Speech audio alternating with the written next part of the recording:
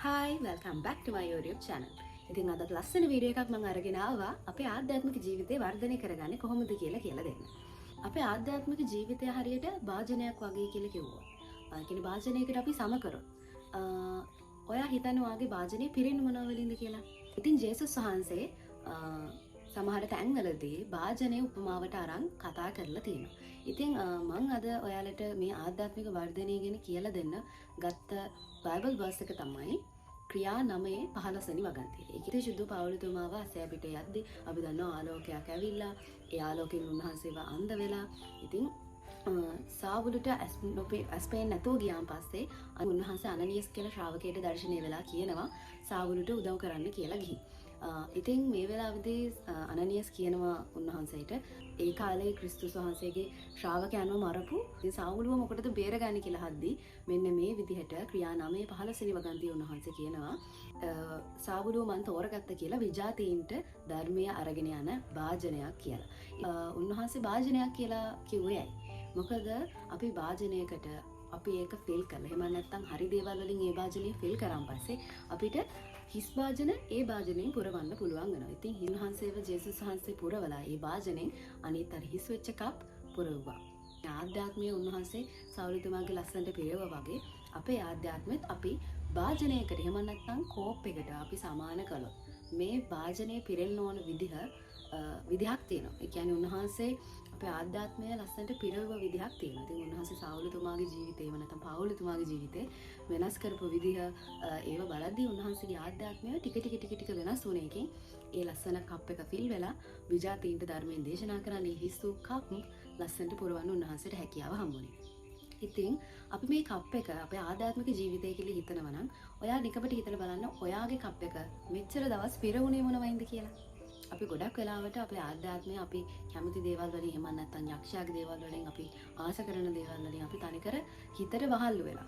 ඉතින් ජේසුස් එක්ක අපි ජීවිතය ගෙවනවා කියන්නේ හිතත් එක්ක අපි පොඩ්ඩක් ගැඹුරු සම්බන්ධතාවයක් තියෙන්න ඕනේ. බට් ඒ කියන්නේ හිතට වඩා අපි ඒ කියන්නේ හිතට වහල් වෙනවට වඩා උන්වහන්සේගේ කැමැත්ත හොයාගෙන යන තැන තමයි අපි හොයන්න ඕන. අපේ ફોකස් එක වෙන්න ඕනේ. ඉතින් මෙච්චර දවස් අපි ආධ්‍යාත්මික ජීවිතය කියලා අපි ජස්ට් කතෝලික විදිහට අපි පල්ලි යන්නේ නැති අපි නිකන් ජස්ට් ප්‍රේ කරලා එහෙම දෙයකට වඩා අපි අතුලාන්තයෙන් ගැඹුරෙන් හිතන්නේ නැහැ. අපේ හිත ඉල්ලන දෙයට වඩා ජේසුස් වහන්සේ කැමති දෙය අපි කරන්න ඕන කියන එක ගැන. යාගේ ජේසුස්ගේ කප් එක පුරවලා ඔයාට අවස්ථාව ලබා දෙනවා අනිත් හිස් වෙච්ච කප් පුරවන්න. ඉතින් මමත් එහෙම මුලින්ම මම තනිකර හිස් වෙච්ච කප් එකක් මම තනිකර නන්නත්තර වෙච්ච හිස් වෙච්ච කප් එකක්.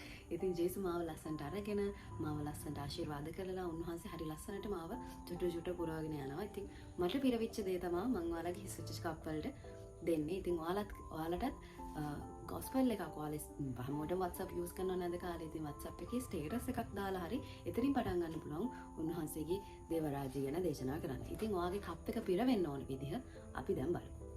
ඉතින් මේ තියෙන ඔයාගේ ආධ්‍යාත්මික ජීවිතය ලස්සන කරගන්න, වර්ධනය කරගන්න අපි මුලින්ම දාන්න ඕන දේ තමයි යාඥාව.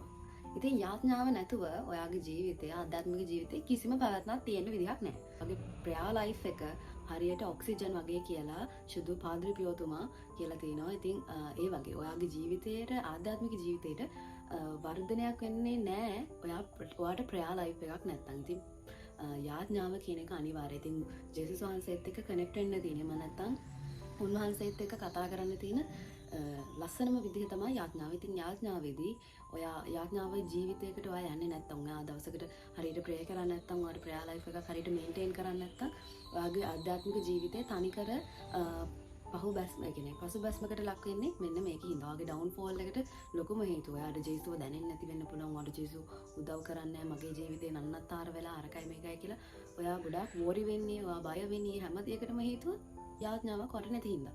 ඉතින් ඔයාගේ ආධ්‍යාත්මික ජීවිතේ පිරෙන්න ඕනේ ලොකුම දෙයක් තමයි යාඥාව. ඉතින් යාඥාවදී අනිවාර්යෙන් ජේසුත් එක්ක හොඳට කතා කරන්න, උන්වහන්සේව යාළුවෙක් විදිහට යාඥාව කියලා හැමදාම කියන එකම වචන ටික කියන්න ඕනේ නෑ. ඉතින් ඔයාට හිතන විදිහට හොඳ හුස්මක් අරගෙන උන්වහන්සේත් එක්ක යාළුවෙක් වගේ කතා කරන්න. එතකොට ඔයාට පුළුවන් උන්වහන්සේත් එක්ක හරි ලස්සන සම්බන්ධතාවයක් ගන්න. අර හුදෙක් අපි ජස්ට් ජේසුව මුරුන් ගත්තේ තියනවට වඩා, ඒ කියන්නේ දේව පියාණනී මගේ ආදරණීය ජේසුනී වගේ දේවල් වලට වඩා තාත්ති කියලා කතා කරද්දී ඒක දැනෙනවා වැඩි. ඉතින් ඒ වගේ ජේසුව යාළුවෙක් කරගෙන එහෙම නැත්නම් තාත්තා විදිහට හිතලා හදවතින් ජේසුත් එක්ක කතා කරන්න. එතකොට යාඥාවේදී වාට ලස්සන දෙයක් වාගේ ආධ්‍යාත්මික ජීවිතයට ලං කරගන්න පුළුවන් වෙනවා. ඉතින් ජේසුව යාඥාවට යනවා කියන්නේ ජේසුවව ලස්සනට මාර්ගය එක්කන් යනවා කියන එක. ඉතින් අනිවාර්යෙන් ප්‍රයා ලයිෆ් එකක් කන්ටිනියු කරන්න අමතක කරන්න එපා. එහෙනම් අපි යන් දෙවෙනියට පිරෙන්න ඕනේ මොනවාද කියලා බලන්න.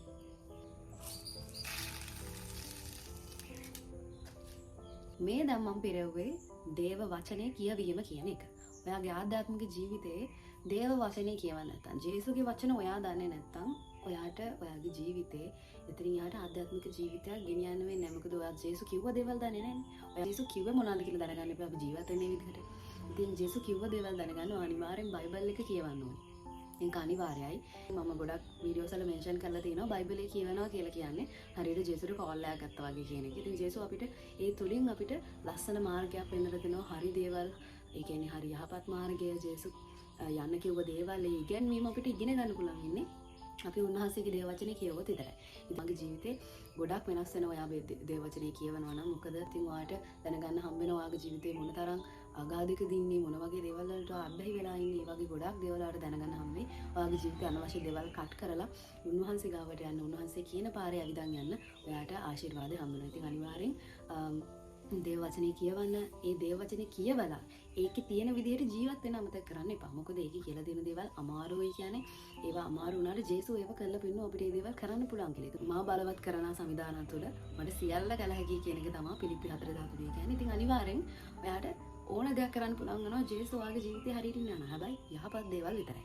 ඉතින් හොඳට මතක තියාගන්න ඔයාගේ ජීවිතේ ඔයා බයිබල් එක කියවනවා වගේම ඒකේ කියලා තියෙන දේවල් කරන්න බය වෙන්න එපා. ඉතින් ඔයාලට කරන්න බෑ වගේ නම් ආපහු යාඥාවට යන්න. යාඥාවට ගිහිල්ලා බයිබල් එක කියවන්න.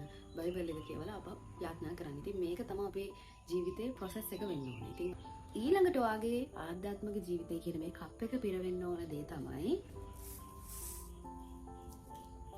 gratitude කියන එක.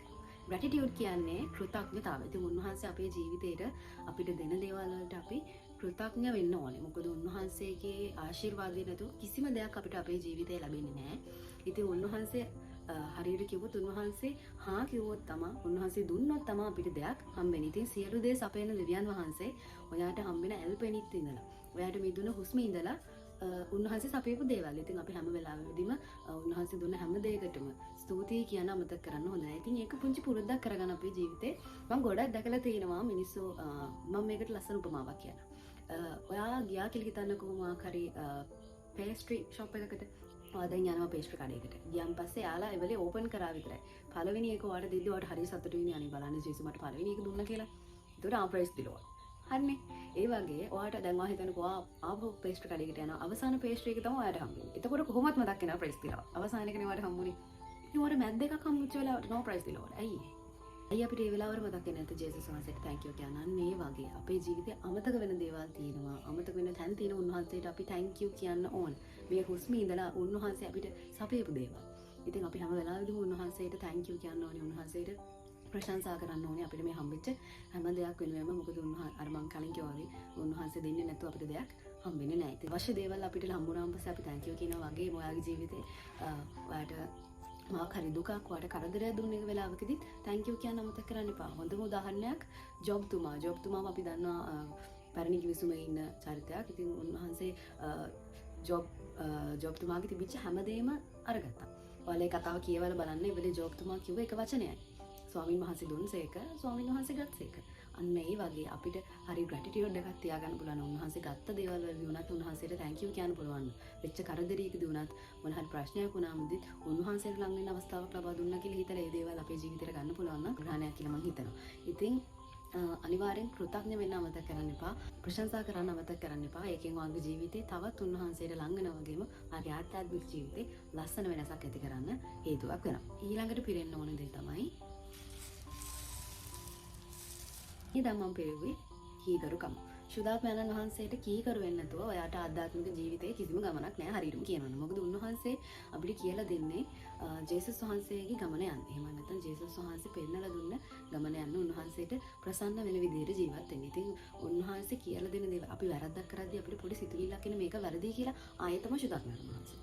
අන්න ඒ වගේ ඔයාගේ ජීවිතේ හරියට වැරද්දක් කරද්දි ඔයාට කතා කරනවා වගේ ඔයාට හරි දේවල් කරද්දි ඔයාට සතුටු හිතෙනවා වගේ අන්න ඒ වගේ ලස්සන තැන් හැම වෙලාවකදීම උන්වහන්සේ අපව මෙහෙයවනවා. ඉතින් මේ මෙහෙයවීම අල්ල ගන්න ඕනේ. ඒ කියන්නේ මෙහෙයවීම අපිට තේරෙන්න ඕනේ. ඒකට ආධ්‍යාත්මික ජීවිතේ මම කියුවා වගේ යාඥාවයි ඔයාගේ බයිබල් ස්ටඩි එකයි අත්‍යවශ්‍යයි. ඉතින් මේ දෙක තියෙනවා කියන්නේ යාඥාව තියෙනවා කියන්නේ උන්වහන්සේගේ මෙහෙයවීම ගොඩාක් හම්බ වෙනවා. ඉතින් ඒකින් කියවෙන්නේ මේ ඔක්කොම කිසිම වැඩක් නැහැ කියලා මේ හැමදේම තියෙන්න ඕන උන්වහන්සේගේ ආශිර්වාදය හම්බෙන්න. ඉතින් මම කලින් කිව්වා වගේ ශුද්ධාත්මයන්න් වහන්සේගේ මෙහෙයවීමට කීකරු වෙනවා කියන එක හරිම අමාරුයි. ඒක කටුපාරක යනවා වගේ. ඉතින් අපි හැමෝම මල් පාරේ යන්න ආසයිනේ. ඉතින් කටුපාර තෝරගන්න අපිට පොඩි බලයක් එහෙම නැත්නම් අපිට ඉෆෙක්ට් එකක් අපිට ධෛර්යයක් තියෙන්න ඕනේ. ඉතින් මේ කටුපාරේ යන්න ගැම්ම ඒ කටුපාරේ යන්න ඒ කටුපාරේ දිගේ ඇවිදගෙන යන්න අපිට ශක්තිය දෙන්නෙත් උන්වහන්සේ. ඒ පාරත් උන්වහන්සේ.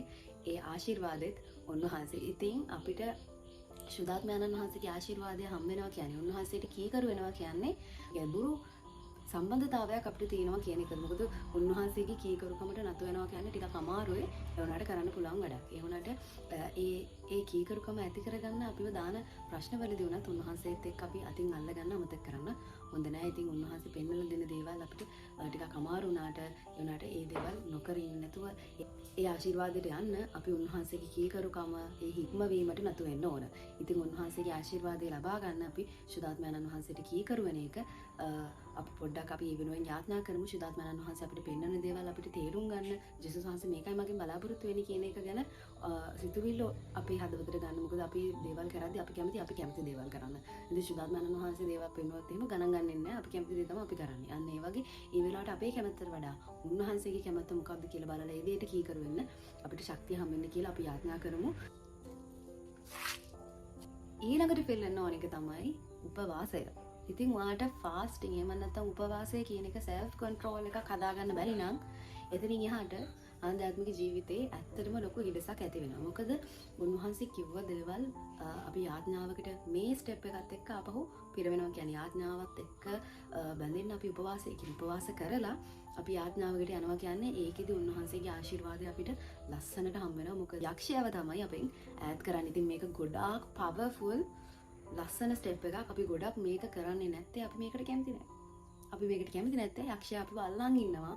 අපිට ඒක කරන්න දෙන්නේ නැතුව. ඉතින් මේක තමයි ලොකුම හේතුව. ඉතින් අපි අනිවාර්යෙන් උපවාස කරනවා නම් අපිට අපේ ආධ්‍යාත්මික ජීවිතේ සෑහෙන වෙනසක් ලොකු වෙනසක් කරගන්න පුළුවන්. ඉතින් මේ කප් එක ෆිල් කරන්න මම උඩටම තෝරගත්තේ. ඔයාලට තේරෙනවා ඇති. කප් එක ෆිල් වෙලා තියෙන්නේ. ෆිල්ම වෙන්නේ ඒකෙන්. මොකද උපවාසයත් එක්ක අපිට මේ ස්ටෙප් හැම එකක්ම ලස්සනට කරන්න පුළුවන්. ඒ කියන්නේ මාර ලස්සන බ්ලෙසින් එකක් අපිට ගන්න පුළුවන් වෙනවා මේ උපවාසයෙන්.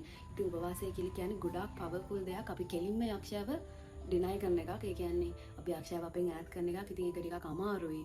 ගොඩාක් අමාරුයි. ඒ වුණාට අපිට මේක කරන්න පුළුවන්. ඉතින් අපි උන්වහන්සේට යාඥා කරමු. අපි ආස දේවල්, ඒ කියන්නේ අපි හිතට වහල් වෙලා අපි හැම වෙලාවෙම හොයන දේවල් වලින් පොඩක් ඈත් වෙලා ඒ දේවල් පොඩක් උපවාස කරලා අපිට ඒ දේවල් වලින් යන්නේ නැතුව. ඉතින් ගොඩක් අපිට අද කාලේ තියෙන ලොකුම ප්‍රශ්නය තමයි අපේ සෙල් ෆෝන් එක. එහෙම නැත්නම් අපේ මොබයිල් ෆෝන් එක. ඉරුමතරමේ ඔයා පොඩක් කියන්න ජේසුත් එක්ක කතා කරලා කියන්න අරුමතරමේ පැය දෙක තුනකටවත් මම මගේ ෆෝන් එක අල්ලන්නේ නැහැ. අද ජේසු කියලා වින්දර වඩා චුට්ටු පැයක් හරි ඒක අඩු කරගන්න බලන්න ඕනේ. මොකද අපි දේව වචනේට අපේ කාලය දෙනවා කියන්නේ අපේ ජීවිතේ ඔයා ජේසුත් එක්ක එක ස්ටෙප් එකක් ඉස්සරහට ගියා කියන එක. ඉතින් එක දවසක් මේ දේවල් කරන්න බැරි වුණා කියලා ඒකෙන් හිත අවුල් කරගන්න එපා. ඊළඟ දවසේ ඉඳන් පටන් ගන්න අපහු යාඥා කරලා. ඉතින් ඒක එහෙමයි කියලා අර හිතට එනවනේ. ඒතකොට පොඩි ගිල්ට් එකක් අයියෝ අද දවසේ කරන්න බැරි වුණා කියලා. ඒ තමයි යකා. එයාට ඒක අල්ලන්න දෙන්න එපා. හරි ඒ දවසේ කරගන්න බැරි වුණා තමයි අද දවසේ ඉඳන් දැන් ඉඳන් මට පටන් ගන්න පුළුවන් කියන එක ඔයා හිතට ගන්න. හැම වෙලාවෙදිම උන්වහන්සේත් එක්ක කනෙක්ට් වෙන්න අමතක කරන්න එපා. උන්වහන්සේගේ ආශිර්වාදය අපිට හම් වෙනවා කියන්නේ අපේ ජීවිතේ ලස්සන ගමනක් අපිට යන්න පුළුවන් වෙනවා. ඉතින් උපවාසයෙන් අපි යක්ෂයාව ඈඩ් කරනවා වගේම උන්වහන්සේට තව ලං වෙනවා. උන්වහන්සේගේ හඬ අපිට ඇහෙනවා. මේ හැම ස්ටෙප් එකක්ම කරන්න අපිට ලස්සන ආශිර්වාදයක් හම් වෙනවා. ඉතින් උපවාසයත් කරන ගමන් අපි යාඥා කරනවා කියන්නේ ඒක නිකන් බෝම්බයක් වගේ. ඒක නිකන් ෆුල් බ්ලාස්ට් එකක්. ඒක මාර ලස්සනයි. ඉතින් උපවාස කරනවා කියන්නේ අනිවාර්යෙන් අපි යාඥා කරන්න ඕනේ. ඒකට යාඥා කරද්දී අපිට පුළුවන් නම් බයිබල් ස්ටඩි එකත් ඒකට දාගන්න. ඒක මාර ඔයාලට තේරෙනවනේ මේක කොච්චර පවර්ෆුල්ද කියලා. ඉතින් මේ දේවල් වලින් ඔයාලට පුළුවන් වෙනවා ඔයාගේ කප් එක ෆිල් කරන්න. ඉතින් මේ කප් එක ෆිල් වෙනවා කියන්නේ ඔයාට පුළුවන් වෙනවා හිස් වෙච්ච අනික් කප් පුරවන්න. ඉතින් එයාලගේ ජීවිතේට ඔයා උදව් වෙලා ඔයාගේ කප් එකෙන් එයාලව පුරවනවා වගේ ඔයාව අඩු වුණාට ජේසුස් ආයි මොකද කරන්නේ? ඔයාව ලස්සනට පුරවනවා. ඉතින් ඔයාව ලස්සනට පුරවනවා කියන්නේ ආපහු ආඩ පුළුවන් හිස් වෙච්ච කප් එකක් පුරවන්න. ඔයා හිස් වෙච්ච කප් එකක් ආයි පෙරව කියන්නේ ජේසුස් ඔයාව ඩබල් වාගේ කප් එක පුරවනවා. ඉතින් අමතක කරන්න එපා ඔයාගේ ආධ්‍යාත්මික ජීවිතේ වර්ධනයට හේතු වෙන්න කකුල ඉස්සරහට තියන්න ඕනේ. ඔයා කියන එක. ඉතින් උන්වහන්සේ ආව ආශිර්වාද කරනවා. මේ ස්ටෙප් එක ඔයාට ඉස්සරහට ගන්න. ඉතින් මේ වීඩියෝ එකකින් ඔයා දෙයක් ඉගෙන ගත්තා නම් ලයික් කරන්න, කමෙන්ට් කරන්න අමතක කරන්න එපා. අනිත් කෙනෙක්ගේ ආධ්‍යාත්මික ජීවිතයක් වෙනස් වෙන අනිත් අයගේ හිස් වෙච්ච කප් එකක් ෆීල් කරගන්න ඔයාට පුළුවන් මේ වීඩියෝ එක ෂෙයා කරන්න. ඉතින් ඔයාලට ගොඩාක් ස්තුතියි අද වීඩියෝ එක අවසන් වෙනකම් බැලුවට. ඉතින් ඔයා මගේ channel එකට අලුත් එක්කෙනෙක් නම් ඔයාව සාදරයෙන් පිළිගන්නවා. ඉතින් subscribe කරලා මගේ channel එකත් එක්ක එකතු වෙන්න කියලා මම ආදරෙන් ඉල්ලනවා. එහෙනම් මං ගිහින් එන්නම්. ඔයාලා හැමෝටම ජේසුස් පිටයි. අමතක කරන්න එපා. ජේසුස් ආරි ගොඩක් ආදරේ.